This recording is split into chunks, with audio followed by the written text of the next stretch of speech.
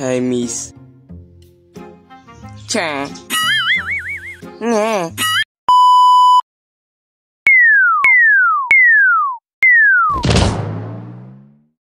Isa ka din ba sa nalulutang pag kulang ang tulog mo o malalim lang ang iniisip?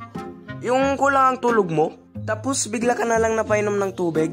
Imbes na baso yung kukunin mo, kutsara. Minsan sa eskwelahan din nangyayari to Yung inaantok ka pa, tapos bigla ka na lang ituturo ng ma'am mo, tapos mapasasabi ka lang ng, "Ma'am."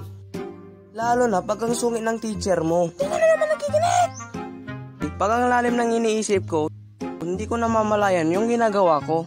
Kung hinahanap mo yung sombrero mo sa cabinet, o baka napunta lang sa silok ng lamesa, pabalik-balik ka na lang sa pinaghahanapan mo. Baka nandun, hindi mo lang nakita.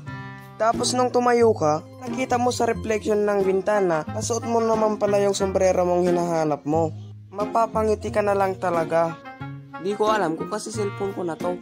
Lalo na pag nakakita ka ng chicks.